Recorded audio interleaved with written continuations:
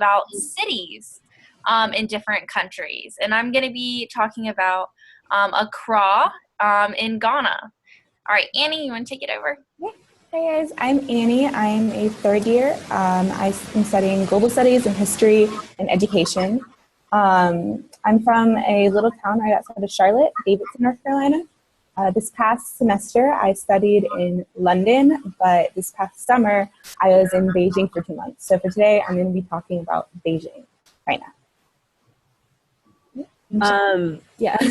And hi, I'm Sean. I am also a third year at UNC. I'm studying psychology with a minor in Chinese. And I kind of had the same experience as Annie. I spent my summer in China this past summer, and I spent a semester abroad in England, not in London, but in Brighton, which is about an hour drive or so. And I'll be focusing on London this lesson. Okay, great. So for today's lesson, we're going to be focusing on cities and kind of the different makeup of cities and cool, interesting things about each of the cities that we visited. But before we do that, we want to just kind of do a quick focus activity to get us ready. So I'm going to ask you all a few questions, and I want you to either put your thumbs up or thumbs down for each question. Thumbs up means that it's true or yes. Thumbs up means that it's false or no. Okay, so first, practice question. Put your thumbs up or thumbs down if today is Friday. Yes, okay, so everyone should have put their thumbs up because today is Friday. Okay, good job. So now we're just gonna go through a few quick questions. The first question, I take the bus to school. Thumbs up or thumbs down? Okay, cool. Looks like a lot of people. All right, so I drive to school, or someone drives me to school. Thumbs up, thumbs down. Okay, cool. All right, so I walk or ride my bike to school. Thumbs up, thumbs down. Alrighty. All right, so I got fast food recently, or I ate fast food. Thumbs up, thumbs down, okay.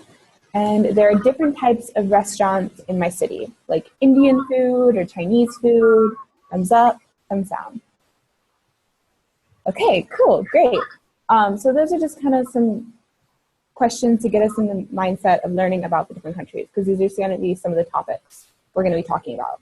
But before we do that, we just want to kind of give you a basic understanding of each of our countries, kind of the basic facts. So I'm going to be talking about Beijing. Beijing is one of the largest cities in the world. It has a population of about 19.6 million people, which is the size of Florida. So pretty much the entire state of Florida can fit into Beijing. So Beijing is located in the north of China, right up there where the cursor is circling. And Beijing is actually about 3,000 years old. It's really, really old. So it has a really cool mixture of these old historical sites with these like new modern businesses and culture. So it's a really cool, interesting city. All right. So Sean, do you want to tell us about London? Yeah, so London is located in Great Britain, in Europe, right towards, the bottom half-ish. And it's also one of the biggest cities. It is the biggest city in the United Kingdom. It's also the capital. You have what you typically all know probably about London. You have the Big Ben, you have the parks and the palaces there. And it's also a very diverse city with a bunch of different people there, a bunch of different things going on. So hopefully we'll get more into that later in the class, but on to Anna. Great. Hey, my city is Accra. It's here in Ghana in Western Africa. So it's located right in this area in a very tropical zone. We're pretty close to the equator here. And so Accra is actually the second largest city in Ghana. And it is the capital. It has a population of about 1.5 million to 2 million, so roughly kind of the size of Philadelphia. And something really great about Ghana in Accra is that you can get all types of different food there. And it's really cool because you have all these different districts. So you can go from like going to the grocery store, like Food Line or Harris Teeter. It's called a little something else, but similar idea. Or you can go to the market, which is outdoors, and you have people selling food and goods, and anything you could really want there as well. Thanks, Anna. So we're actually going to be, our first topic is about food. So that's a really good transition. So thumbs up or thumbs down again. Who here likes fast food? Okay. So who thinks there is fast food in London? Thumbs up, thumbs down. All right. What about Beijing? Do you think they have fast food in Beijing? Okay. What about Accra in Ghana? Who thinks there's a McDonald's in Accra? Okay, cool. All right, so Anna, is there fast food in Ghana? So there is fast food. So the fast food that maybe we would know is they have a KFC in Accra. It's the only one I ever saw while I was there. But they also have a lot of fast food in ways of like little outside market stands. So people are cooking at stands, and that would be considered fast food. What about in London, Sean?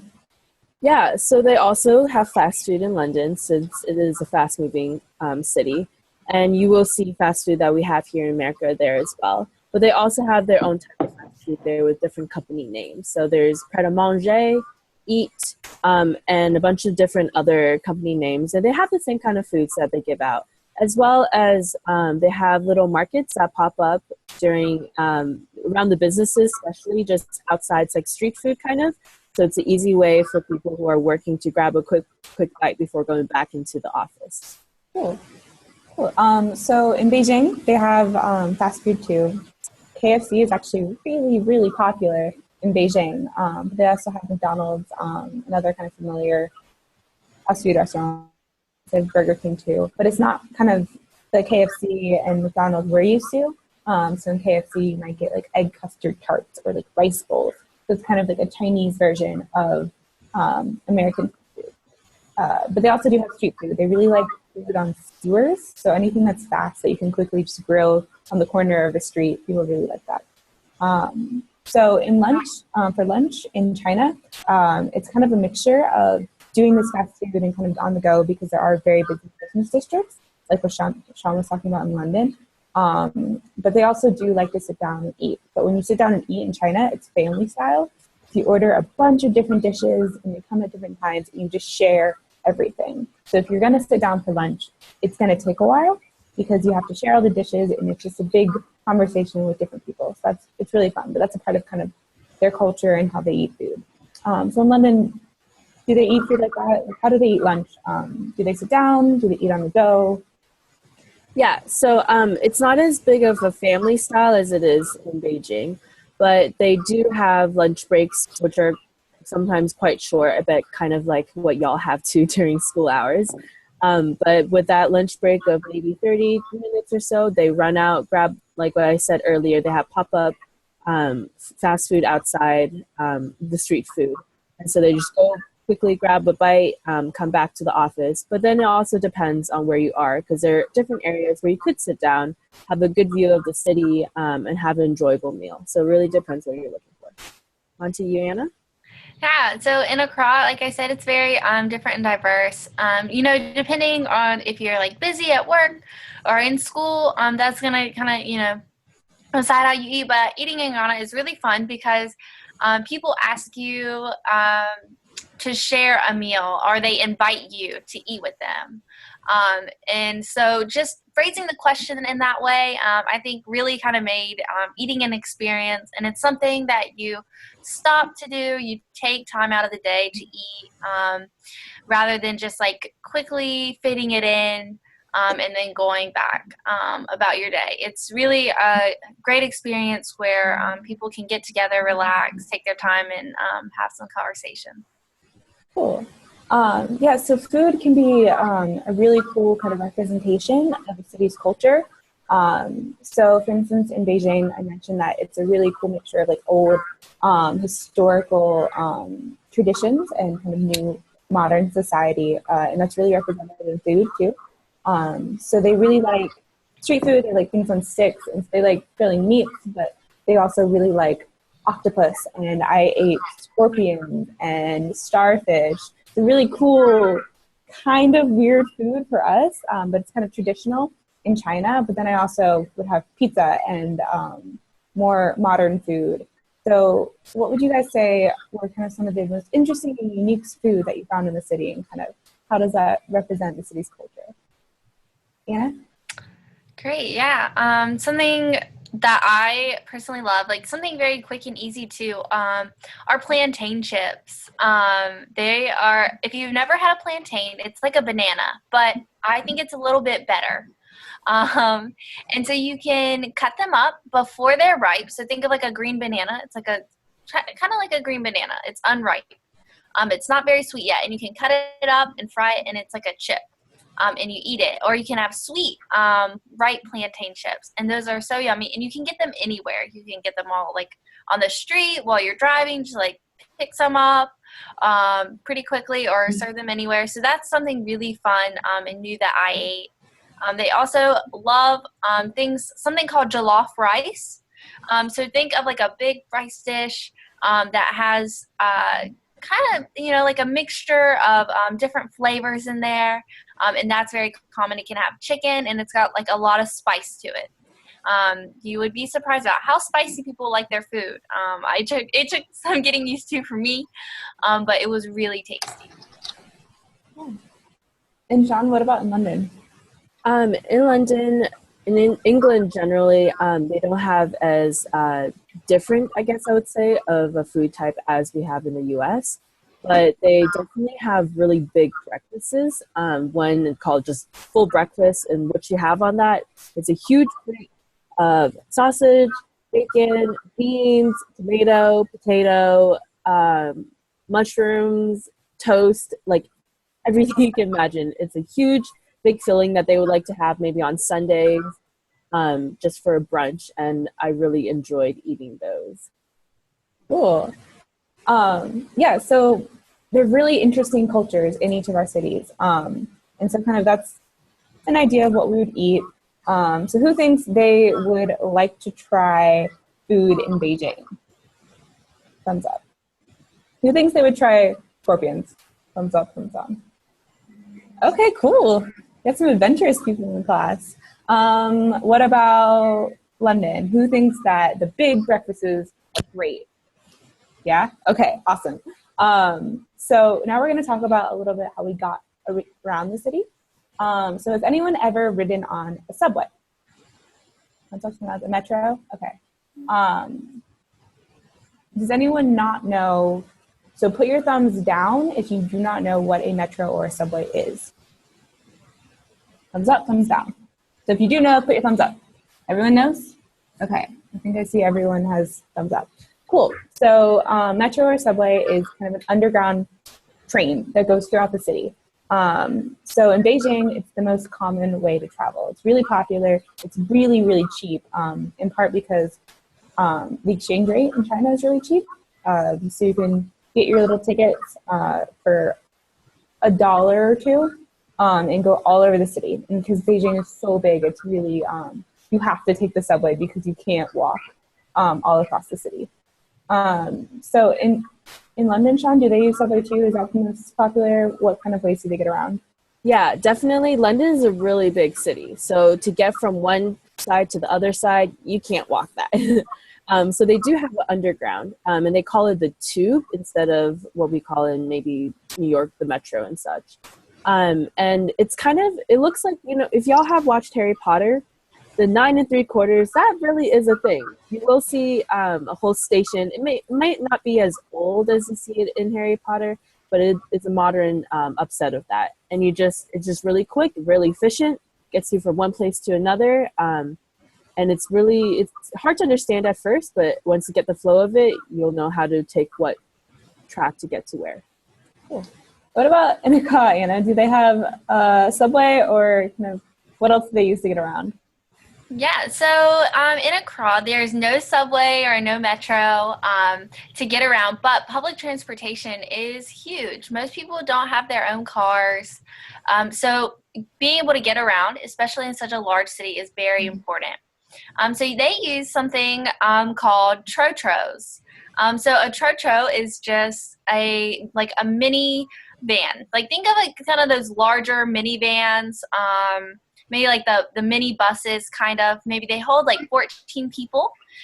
And so there are certain places these stop. So think of kind of like a bus stop. And so then you would get on the Trotro. And so the fun thing about these are frustrating depending on how fast you're trying to get wherever, is that they leave once they're full.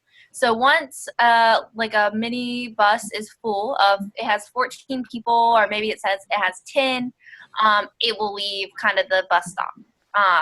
Instead of where we think, buses usually leave, okay, it's going to get here at 8 and we're going to be on our way by 8:15. This, maybe it could arrive at 8, you could leave at 8:12 if it fills up really fast, or you could leave at 8:30. So timing is a little bit different, but they'll take you wherever you need to go, and chargers in these mini buses can get you wherever you need to go throughout the entire country. There's a huge system, and they're all very connected. Wow, that's really cool. So in Beijing, they're definitely a little bit more regular with the subway and the buses. They really like to be on time. So it's pretty easy to kind of figure out when to get on the subway, but the problem is at kind of between 8:30 and 9:30, and between 4:30 and 6:30, it is rush hour, which is just crazy packed with people. Because Beijing is one of the biggest cities in the world, and a lot of people commute from outside the city, trying to get on the subway at 5:30 is impossible. You are crammed with people. I had someone kind of on my shoulder, on top of me. People will just push and pack as many people as they possibly can, because personal space isn't as big of a thing in China. So people will just come straight up to you. They'll lean on you. They'll grab you. So it's a little disorienting at first. So it was easy to figure out when the subway was coming, but it wasn't always easy to get on. So Sean, did you have a similar experience in London with kind of that subway? Definitely. There are busy hours when work is over around the same time, 5, 6-ish. The underground or the tube will start to pack up, but probably not to the extent of your experience. There's not as many people in London as there is in Beijing. And there's also buses that go around the city, so that can pick up people as well. And a lot of people actually live outside of the city or in the zones than really in London. So a lot of them do need to travel out after the day and travel in the next day. Cool. What about in Ghana? I know you talked about it a little bit. But kind of, are there kind of hours where you can't get the bus, or is it just easier to walk sometimes? Right. I mean, it really depends. It's definitely a different kind of sense of time in Accra and in Ghana in general. It's, maybe not what we're used to in the U.S., where things like run on a certain time, and you can always expect things to be running and people to be out driving, and you can get taxis to take you wherever you need to go, but it's a little bit more expensive. So really, it just depends on, kind of how many, like what the demand is. If we have a lot of people who need to get to one place on one time, there's going to be a way for you to get there. But if it's really difficult to get where you're going, and not a lot of people are doing that, say late at night, then it's going to be a little bit more difficult for you, and you might have to take a taxi. Okay, so quick question. How many people kind of use a car? Like, how many people, parents drive to work, or they'll take it to school? Thumbs up, thumbs down. All right, cool. So a lot of people have experience in cars. Because in North Carolina, we use cars a lot. But in big cities, it's not as easy to use cars. So in Beijing, there are a lot of cars, and a lot of people use cars. There's a lot of taxis, like Anna was talking about. But there's a big problem because Beijing has a very, very, very bad air pollution problem. So most days it's really, really cloudy, and it looks like it's fog, but it's actually pollution. So the Chinese government has been cracking down and forcing certain cars not to drive. So if you have a license plate that has an even number, you can't drive on certain days, and then if it's an odd number, you can't drive on certain days. So using a car is actually really hard in Beijing. Also because it's just very congested and it's hard to find places to park, also places to get cars. So So in London, Sean, do they use cars a lot? Like, how easy is it to drive around in London? Definitely there are cars around, and the cars are a lot smaller over in the UK than they are here. So you see these mini cars driving around, and the little parking spots and everything. But because it is a city again, and usually in the city there are different modes of transportation. So a lot of people do take the underground or the buses or walk if they have to, because there are probably grocery stores right at the next corner, or there is what you need really, really close by. So you don't need to take a car to drive 30 minutes to the next Walmart or to the next Harris Teeter. But it is a lot of different ways of transportation. They do definitely use cars to get around. And what about in Accra, Anna?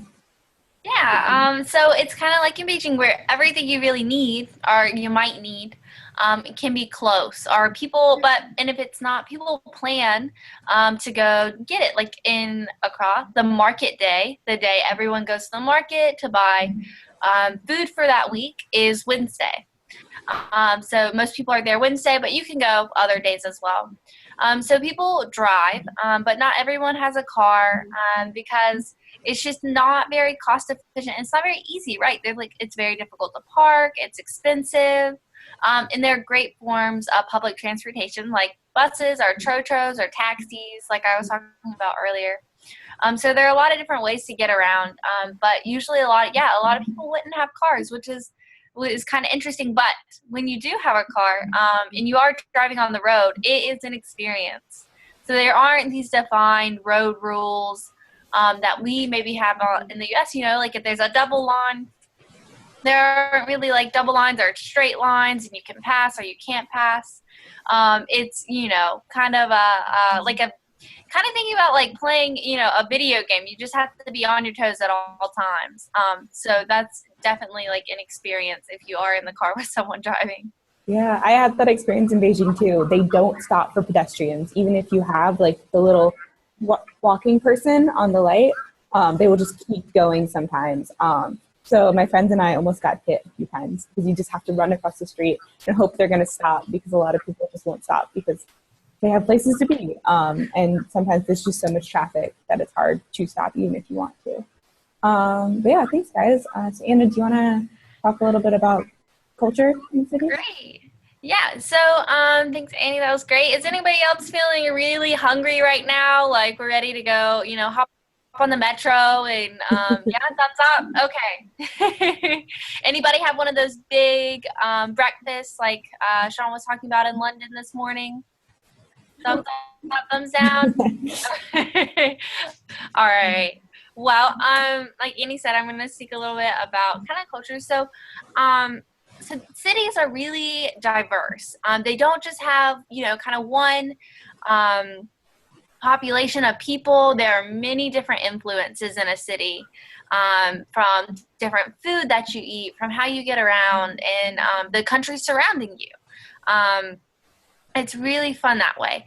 So, Sean, what was the biggest non-native population? So a population of people that are not originally from that country. Well, London is extremely diverse, as we've mentioned before.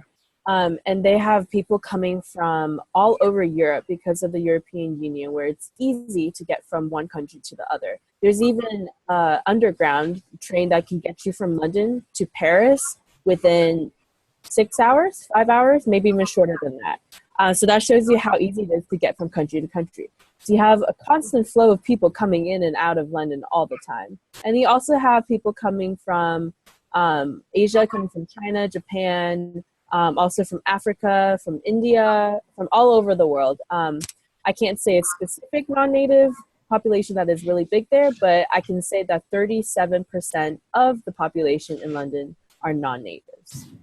Wow. Great. That's a huge amount. How about you, Annie? Did you experience that in Beijing? Yeah, so Beijing's a little different. It's not actually that diverse. 96% of the population is Han Chinese. So I lived on the outside of the city, so it was not diverse. It was just not very diverse. Most of the people that have lived there for generations. My friends and I were kind of the only non-Chinese people there. But when you actually go into the city, there's different districts. So if you go to Sanlitun, it's the more touristy district. That's where all the embassies are. So you can meet people from all over the world, Africa, Europe, South America, all over. But then there are also pockets of populations from other parts of Asia as well. So Mongolia is probably the biggest non-native. Mongolians are the biggest non-native population. There's also people from South Korea, but not so much kind of Japan or Taiwan. There's kind of a awkward, contentious relationship between China and those countries. But you do have some people from Malaysia as well coming up. But because Beijing is in the north of China, you don't really get as many people from like the southern part of Asia. Great, thanks. Yeah, so in Ghana, in Accra, it's kind of interesting because there's not necessarily like this huge population of people from outside countries. However, it's an entire mixture of the different peoples in Ghana. So Ghana is interesting because it's kind of split by different districts, and there are different people of different cultures within this one country who all come to the same city to live. And so you have all these different influences of people who are born in the same country but live in different ways and have completely different cultures and languages especially. So you can meet someone, and they have to speak 3 different languages just to, so they can communicate with everyone within the country. And it's very common to speak more than one language because, especially in Accra, like I said, they have such a mixing of people, and it makes for a really interesting time. And you get to, and so, like I said, not as many people from surrounding countries, but even though Ghana is a very popular destination, but a lot of different peoples within the country itself flock to Accra and give it that diversity. So great. So has anyone kind of heard of New York and understand how maybe like what a borough is? Maybe like thumbs up, thumbs down. Okay, I'm seeing some thumbs up, some thumbs down. Okay, so kind of the boroughs in New York are like the different districts. So you have like Manhattan, and then maybe you would have like Brooklyn, and they're really different areas. So in the same area, but very different cultures, maybe like how they live, what places they go to work to, how you grow up.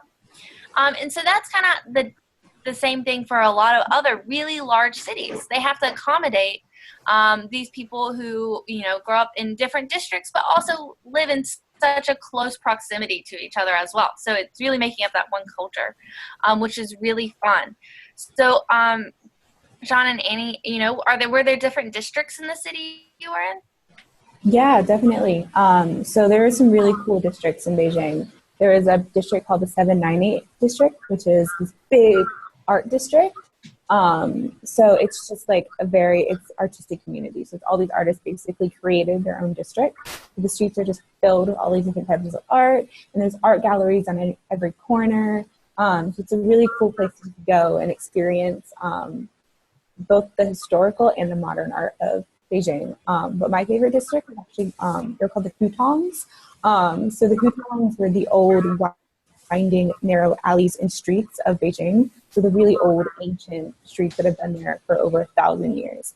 And so there you can find all these little markets. And so a lot of them, the city used to be filled with them, but they've been replaced with skyscrapers and more modern buildings, but there still are a few. And so you can wind through and you feel like you're just transported back in time. Because there's cool modern shops that sell like iPods, but there's also really old shops that sell like Tibetan sculptures and carvings and whatnot. So it's I loved in Beijing that they've still preserved some of their old historical culture and history, and you can really just be transported back there in the different, just based on where you go in the city. The district is a really cool part of the city.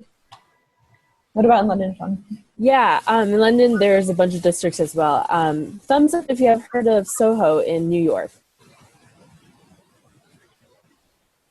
All right. Okay. Well, in New York, there's a bunch of districts, and there's actually a very similar comparison to London.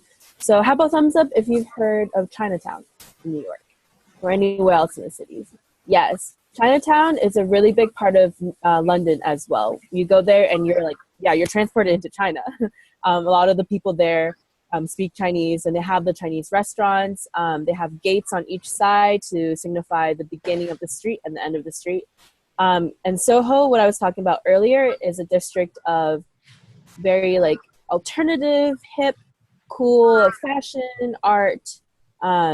It's just a very modern kind of area that has a bunch of different little cool shops, cool restaurants, and I really like that area. And also in London, there's places from Chelsea, which is a very, very rich place, and families there are extremely rich. They have really high-end shopping over there. To Camden, where it's like a student-run area, and they have the Camden markets, which are, it looks extravagant. They have thrift shops and like restaurants and everything. So you have a really big range of different places in London. Great. Awesome. Well, thanks for sharing all. And Accra, like I was saying, you know, there are so many different districts. You have the historical district. You have the business district where you have these huge skyscrapers, and that's where the airport is. You also, you know, can go to the beach. There's like this huge like beach culture, which is completely different. And then you kind of have like the more rural, like suburban parts as well. Like not our type of suburban, but kind of comparable. Kind of on the outskirts, maybe not as busy, not as many skyscrapers, and people, you know, commute into that business district where there are a lot of restaurants as well. So that's great. So, you know, cities are very diverse and different and have so many different influences coming in from that country or outside countries, which is really exciting and fun to hear about. Great. So does anyone have any questions right now?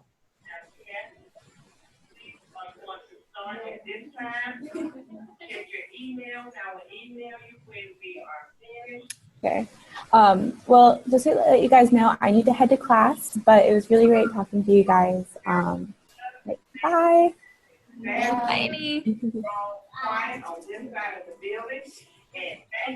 Are there announcements going on right now? Is that what's happening?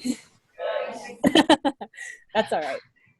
Okay, so now we're at the end of our lesson, and we're just going to have a quick wrap up with some questions, seeing if you remember all the things that we talked about, because I know there was a lot. So now we're going to get you engaged. True and false again. True for thumbs up, false for thumbs down. I'm going to ask you a few questions and comparisons. All right.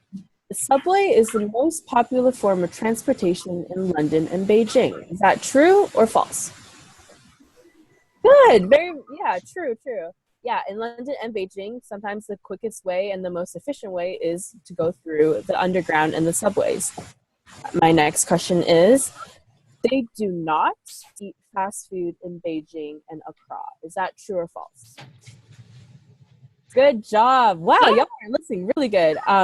Like Anna and Annie said, they do eat fast food over there, especially KFC is known around.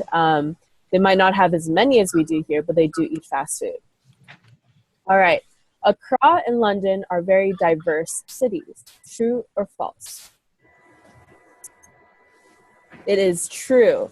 Good. London and Accra have a bunch of different influences coming in, especially London with a bunch of people coming in from different places in Europe and around the world. Accra's most popular transportation is the metro and subway. Is that true or false?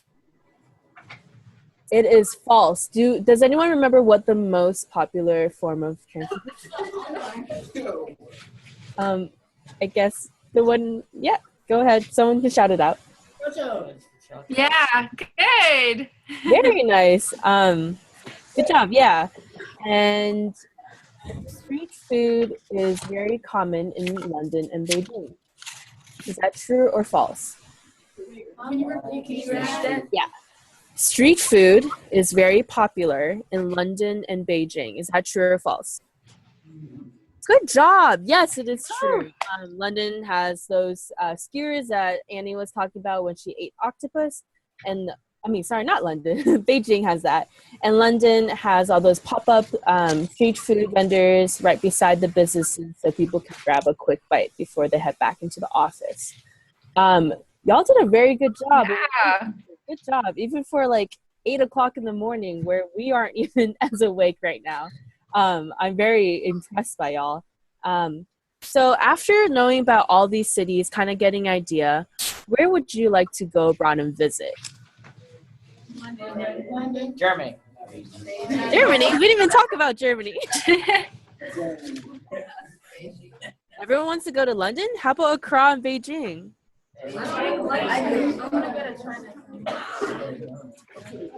Yeah, they're all from different parts of the world. It would be really cool to go visit each part. And they're very different from each other, but also have a lot of similarities as well.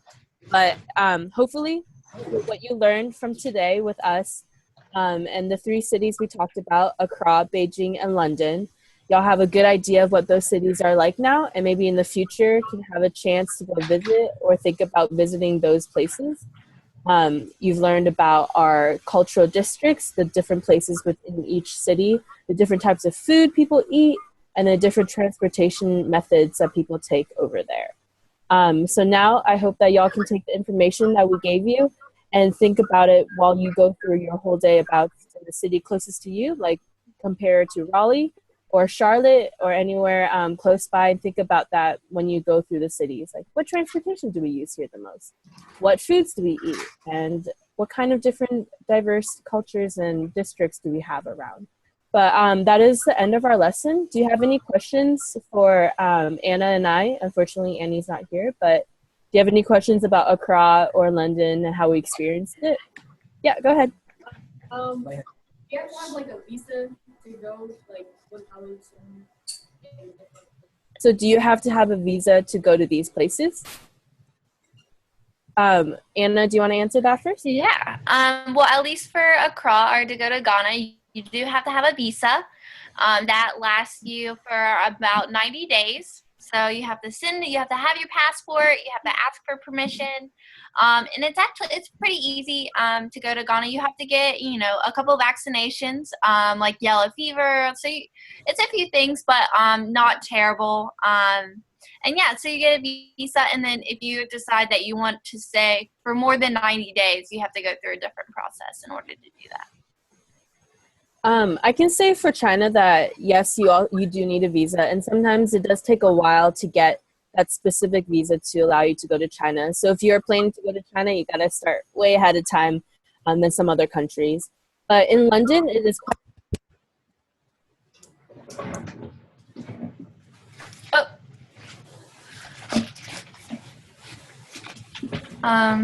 Sean, can you all hear Sean?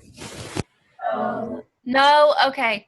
All right. Hold on one second. Hello. Yeah, we can hear you now. Yep. Wait. Oh, no. Uh-oh. Hear me now? Yeah. Okay, I might just work without the headphones for the last few minutes.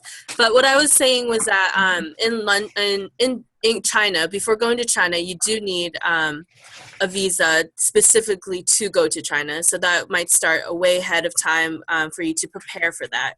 And then for London, it's quite easy to get to London or England in general. I was on a student visa in which all I needed was just my confirmation that I was going to be studying over there, and they gave me a 6-month visa. But then every time you re-enter into the country, you have to renew that visa. Yeah. Right, and so, you have your passport here, and then when you get a visa, it looks a little bit kind of like this. So this was my visa I got for Ghana. So just so you can kind of have an idea of what it looks like. So they give you a stamp, they give you a signature, and then you're okay. Perfect. Great. Any other questions?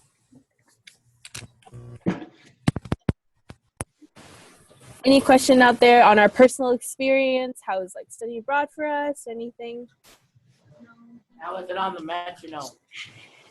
Sorry, say that again? How was it on the metronome? What was the most interesting thing that happened? Oh, on the underground?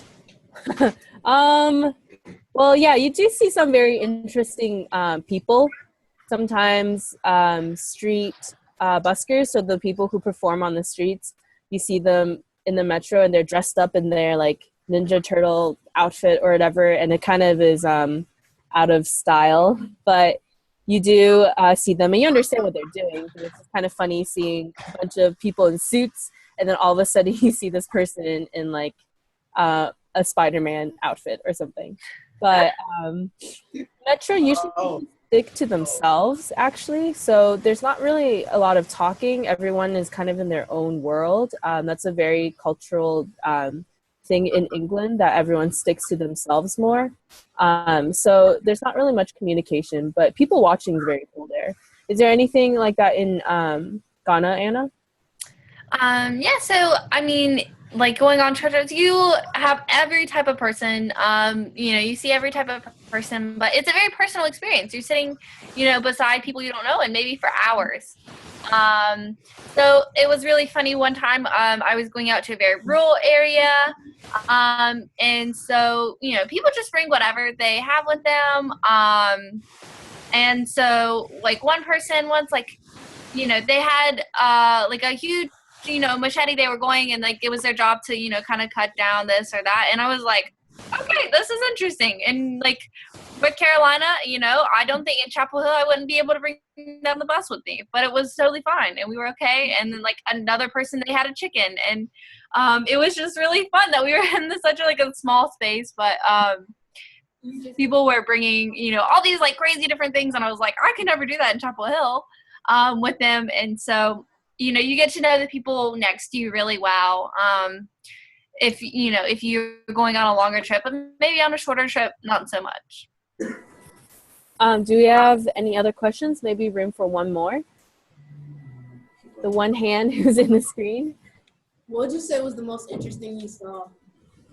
Interesting thing we saw, or can you repeat that, please? Clarify your question.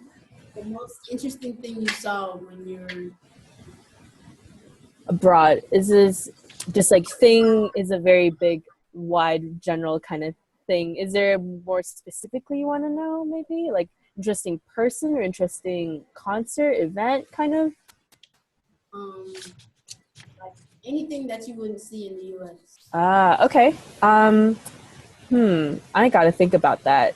Yeah, I can go. You want to go first? Yeah. Yeah, so there were a lot of new experiences. Ghana is very different in a lot of ways from my hometown and how I grew up, but super cool to see because it is a city, and I had never really lived in a city before. So something really cool, and we're kind of talking about transportation. So when you're driving, there's some, like on these big highways, there are people walking in the streets selling things, selling like the plantain chips I was talking about, or maybe like they make chocolate in Ghana and they're very proud of their chocolate and they're selling chocolate. Or for their cell phones, it's kind of like a prepaid thing where you like buy like 5 minutes and you can buy these little cards. And so people walk in the middle of the street with the cars driving. So when they're stopped, you can roll down the window and be like, yeah, like I want some plantain chips. Let me get some of those. And then pay the person really quickly. And then you like zoom off and you're gone. And now you have a snack. And it's really convenient. And so that was really fun and also kind of scary for me because I was like, I would never be able to stand in the street. This huge highway where there are tons of cars going. People do it pretty easily and do it very well. It's very impressive. I'd probably say on the same lines, driving on the double-decker buses, that is definitely an experience, especially in the front row on the top layer, where you feel like you're gonna like drive right into the buildings or streets or whatever before you turn because it's so like right in front of your face. But also, another fact in England, they drive on the opposite side of the street. So for us over here, we stay on the right side going, we always stay on the right side.